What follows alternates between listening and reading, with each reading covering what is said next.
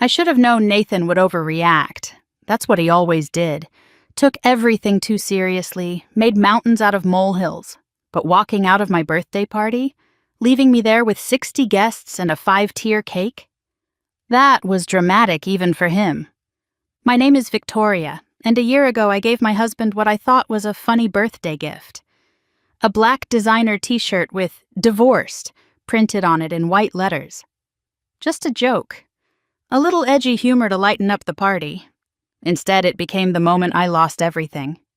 I didn't know a $50 t-shirt would cost me a 4-year marriage, my career, and my reputation, but here we are. But I'm getting ahead of myself. Let me start with the party, Nathan's grand gesture that was supposed to prove how much he loved me.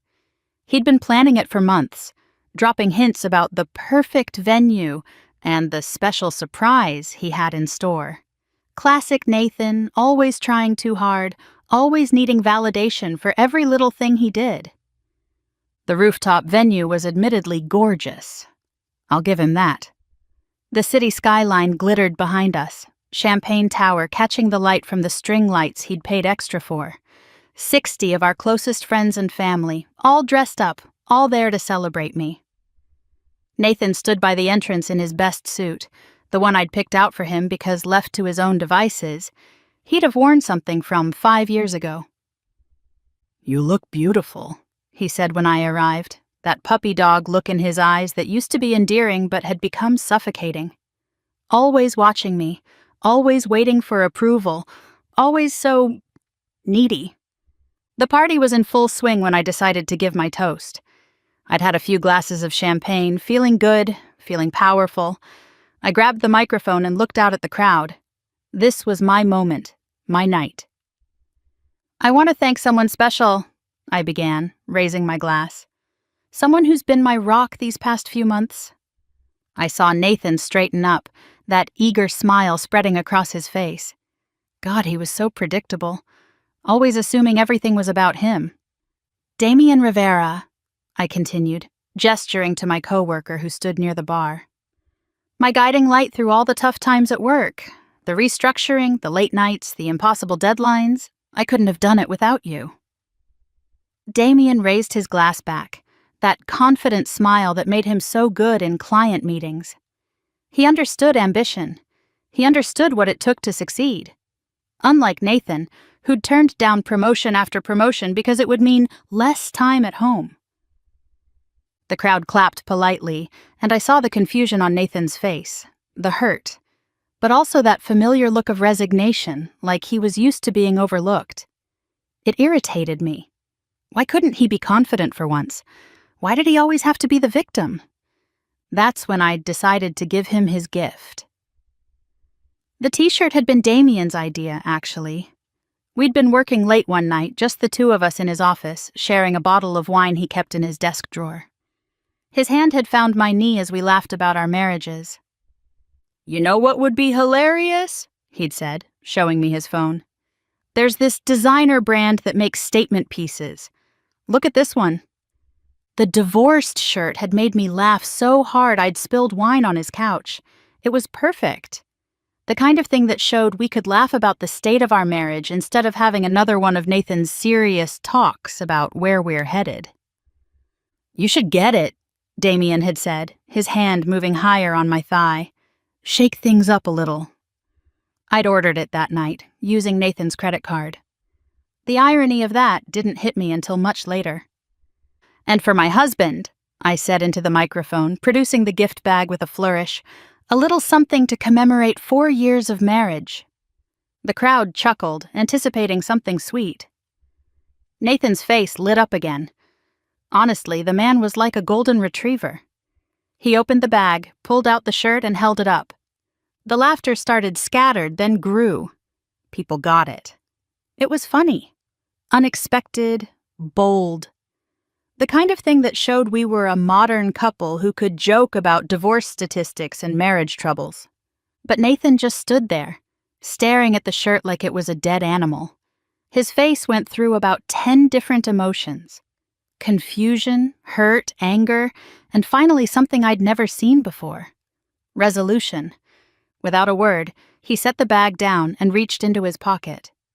For 1 second, I thought he was going to play along, maybe pull out a matching shirt or make a joke back. Instead, he pulled out a small box and set it on the table next to the cake. A jewelry box. Cartier from the look of it.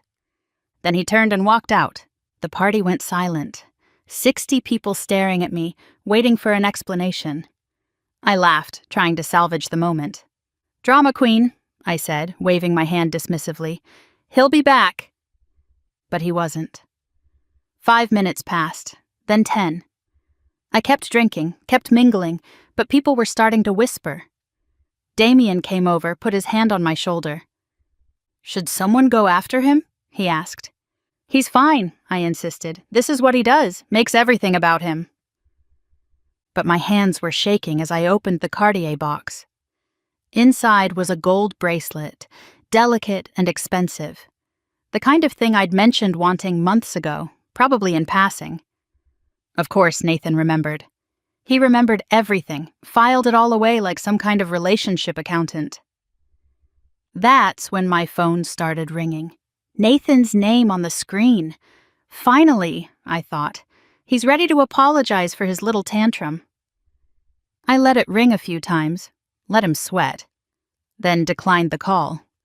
He called again immediately, and again. By the time I finally decided to answer, I had 15 missed calls. But he didn't pick up. It just rang and rang until his voicemail clicked on. His voice steady and professional. "Hi, you've reached Nathan. Leave a message." I hung up and called again. Same thing. That's when I realized he'd blocked me. After calling 15 times, he'd blocked my number. The party fizzled out after that. People made excuses, said early goodbyes. Damien offered to drive me home, but I said I'd take an Uber. I needed to think, to figure out what the hell had just happened. By the time I got home, I'd called Nathan 157 times. I know because my phone kept track, showed me the number like some kind of shameful scoreboard. 157 attempts to reach my husband, and not one answered. The apartment was dark when I walked in. Nathan's car wasn't in his usual spot. I flicked on the lights, still in my party dress, and noticed immediately what was missing. His coffee mug from the kitchen counter, his jacket from the hook by the door. Small things, but their absence felt huge. I poured myself wine and sat on the couch, still calling, still getting voicemail. Where the hell was he? This was so typical. I make one joke, and he turns it into some massive drama. He was probably at his friend Theodore's place, sulking, waiting for me to come grovel.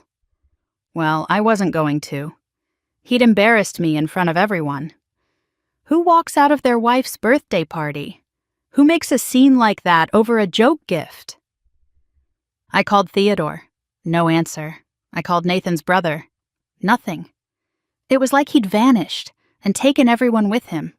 The wine helped me sleep, but I woke up at 3 a.m. with a pounding headache and a sick feeling in my stomach. Nathan's side of the bed was still empty, still cold. That's when I started to panic. What if something had happened? What if he'd gotten into an accident driving angry? I called hospitals, police stations, anywhere I could think of. No one had seen him. By morning, I was exhausted and furious. The apartment felt different without his presence. Quieter, but not in a good way. In an empty way. I made coffee in the machine he'd bought, the expensive one he'd researched for weeks before purchasing. It tasted bitter. I didn't go to work.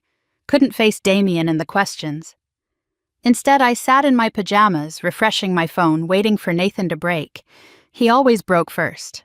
Always came back, apologizing for overreacting, asking how he could make it better. But the hours ticked by, and nothing.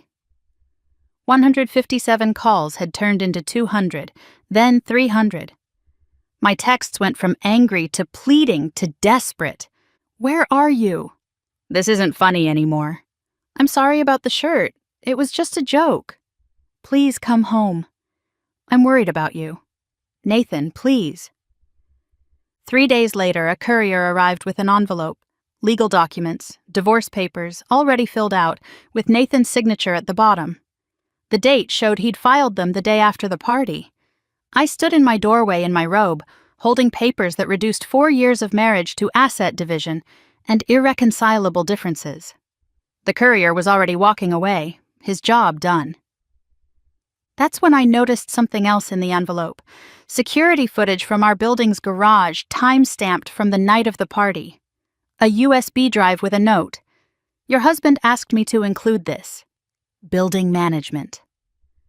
I plugged it into my laptop with shaking hands. The grainy footage showed Nathan's car pulling into the garage at 11:47 p.m. He sat there for 23 minutes. I know because I watched every second, his head in his hands. Then he got out, walked to the trunk and pulled out a suitcase I hadn't even noticed was missing. He'd packed before the party. He'd known he might need to leave. The last frame showed him driving away at 12:10 a.m., his brake lights disappearing into the dark. That's when it hit me. He wasn't coming back. This wasn't a tantrum or a dramatic gesture. Nathan had actually left me. Over a t-shirt. Over a joke. I called Clara Mendez, the lawyer listed on the papers. She was cold, professional, wouldn't tell me where Nathan was. My client wishes to proceed with a quiet, amicable divorce, she said. He's willing to let you keep the apartment and asks only for his personal belongings and a fair division of shared assets. I don't want a divorce, I said, my voice cracking. I want to talk to my husband. I'm afraid that's not possible. All communication needs to go through me now. She hung up, and I threw my phone across the room. It hit the wall, the screen cracking into a spider web of lines. Damien came by that evening with takeout and wine. He sat on my couch, our couch, Nathan's and mine, and tried to comfort me. He'll come around, he said, but even he didn't sound convinced. The guy's crazy about you. Was, I corrected. Was crazy about me. We drank the wine, and Damien told me about the drama at work. The restructuring had hit hard. Layoffs were coming. That promotion I'd been gunning for, on hold indefinitely. Maybe it's for the best, he said, not meeting my eyes. Fresh start and all that. After he left, I sat in the dark apartment thinking about Nathan, about all the dinners he'd cooked while I worked late, the vacations he'd skipped so I could take that conference in Miami, the promotion he'd turned down because I'd said I needed him home more. I'd thought he was weak for always giving in. Now I wondered if maybe he'd just loved me more than I'd loved him. The divorce proceeded without me ever seeing Nathan again. Clara handled everything with ruthless efficiency. I kept the apartment but had to buy out Nathan's half with savings I'd earmarked for other things. The joint accounts were split, the car payments divided, 4 years untangled in a matter of weeks. I threw myself into work, determined to get that promotion. If Nathan wanted to throw away our marriage over a joke, fine. I'd show him what he was missing. I'd become the success I was meant to be. But work wasn't the same. The restructuring hit, and Damien was laid off in the first wave. He cleared out his desk without saying goodbye, just sent a text. Good luck, V. You'll need it. What did that mean? I found out soon enough. Without Damien running interference, my own position became precarious. The late nights I'd credited to him were suddenly questioned. The projects he'd guided me through fell apart without his input. My boss called me in 6 weeks after the divorce was finalized. We're making some changes, she said, not unkindly, but not warmly either. Your position is being eliminated. Is this about Damien? I asked, my voice sharp. Because nothing happened. This is about your performance, she cut me off. Or rather, the lack thereof without Mr. Rivera carrying your projects. She slid a folder across the desk. These are your actual contributions versus what you claimed in meetings. HR has been investigating for weeks. I opened the folder with numb fingers. Email after email showing Damien doing the work while I took credit. Timestamps proving I'd been at long lunches while claiming to be in strategy sessions. A particularly damning message where I'd asked him to cover for me with Peterson while I get my nails done. You have an hour to clear out your desk, she said. Security will escort you. I sat there in my power suit, the one Nathan used to say made me look like a CEO, and felt everything crumbling. The job I'd prioritized over my marriage, the career I'd thought was worth more than Nathan's feelings, gone. The apartment felt even emptier after that. I started a podcast about women in business, thinking I could parlay my experience into something new. But my first episode, about maintaining work-life balance, was met with brutal comments. Maybe focus on maintaining your marriage first. Is this the woman who gave her husband a divorce t-shirt? Hard to take advice from someone who crashed and burned so publicly. How did they know? I realized with growing horror that someone at the party must have talked. The story was out there, spreading through our social circles and beyond. I was becoming a cautionary tale. I tried reaching out to Nathan one more time, found out through mutual friends that he was doing well, really well. He'd thrown himself into work, gotten the promotions he'd previously turned down. He was speaking at business seminars, of all things, had some blog that was gaining traction. I found it late one night, 3 glasses of wine deep. 157 missed calls. That title punched me in the stomach harder than any insult ever could. I read his first post about standing at a party holding a shirt that said divorced while his wife thanked another man, about walking out and taking his life back. The comments were brutal. She sounds narcissistic. Good for you for leaving. Some people don't know what they have until it's gone. He never used my name, but people figured it out. The story spread beyond our circles, beyond our city. I became the wife in his narrative, the villain in his comeback story. 6 months after the divorce, I was broke. The apartment payments without Nathan's income were crushing. The job search was going nowhere. Apparently, being internet infamous for destroying your marriage wasn't great for professional prospects. The podcast had 12 listeners on a good day. I sold the Cartier bracelet, the one Nathan had bought for my birthday, left on the table as his final gift. It hurt to let it go, but rent was due, and pride doesn't pay bills. That's when I decided to find him. Not to win him back, that ship had sailed, but to ask for help. To see if there was anything left of the man who used to make me coffee every morning. I took the train to his new city, found his building through some careful social media stalking. I stood outside in the rain, no umbrella, watching the windows, and trying to work up the courage to ring his bell. When he opened the door, I barely recognized him. He looked good, better than good, stronger, leaner, with a confidence I'd never seen before. The Nathan I'd known would have fumbled, maybe invited me in immediately. This Nathan just stood there, waiting. "Can I come in?" I asked, hating how small my voice sounded. He stepped aside without a word. The apartment was nice, really nice. Modern furniture, clean lines, a guitar in the corner I didn't know he played. There was a vision board on the wall covered with plans and goals. One pin said Dubai. Another said Milan. My ex-husband was planning international trips while I couldn't afford groceries. "I miss you," I said, the words tumbling out. "We were good together." He looked at me then, really looked at me, and what he said next cut deeper than any angry words could have. "No, I was good. You were lucky." The truth of it hit like a physical blow. He was right. I'd been lucky. Lucky to have someone who cooked dinner every night, who remembered what jewelry I wanted, who turned down opportunities to be there for me. And I'd thrown it away for a laugh, for Damien's approval, for the image of being a power couple who could joke about divorce. I broke down then, sobbed in his living room while he stood there, unmoved. I told him everything. The job loss, Damien's abandonment, the failed podcast, the money troubles, how I'd realized too late what I'd lost. "I need you," I said, looking up at him through tears, but he just shook his head. "You didn't need me when you handed me that shirt. You didn't need me when you thanked Damien instead of me. You don't get to need me now." He was right. I'd needed him to pay for the party, plan the details, be the stable one while I shined. But I hadn't needed him as a person, as a partner. I'd needed what he provided, not who he was. I left his apartment and walked back into the rain. No dramatic exit, no slamming doors, just the quiet end of what had already been over for a year. A month later, I saw a video of him speaking at some conference in Europe. He looked comfortable on stage, telling his story to hundreds of people.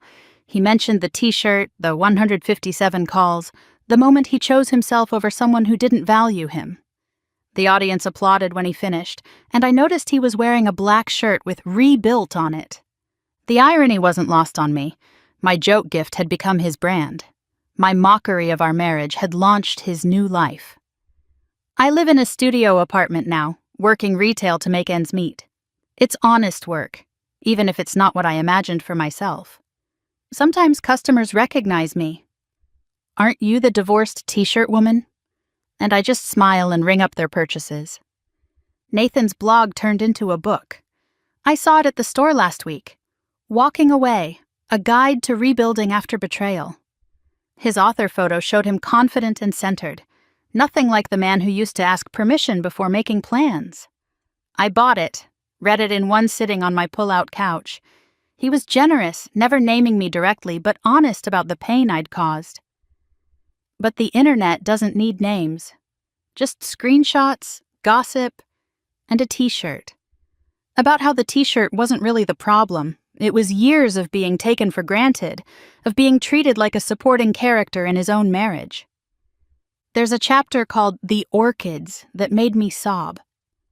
He wrote about the morning of the party, how the flowers I'd mentioned once at someone else's wedding had been delayed, how he'd called 14 different suppliers, paid $3,000 to have them flown in from another city, all because 2 years earlier I'd said they were my dream flowers.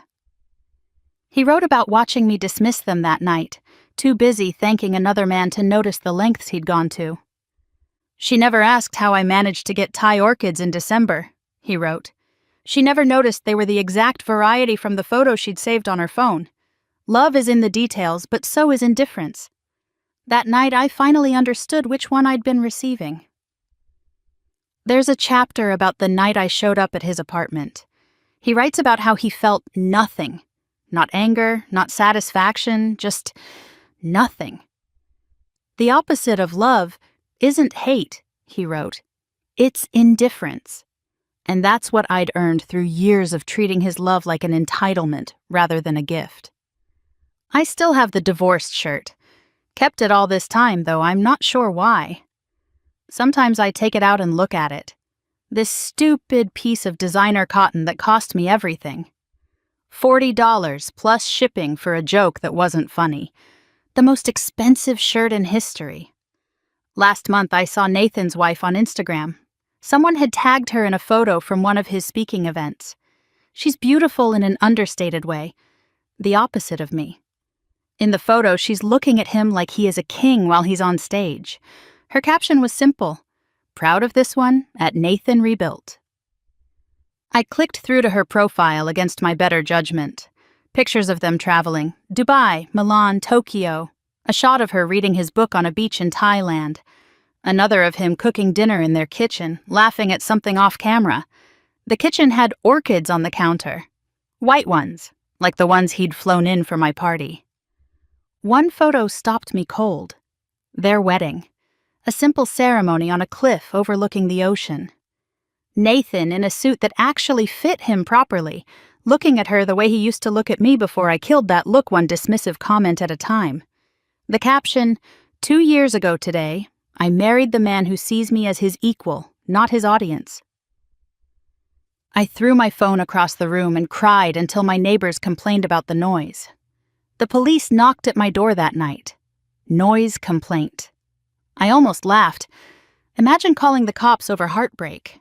My phone rings sometimes, not 157 times, just once or twice, and I always hope it might be Nathan. But it never is.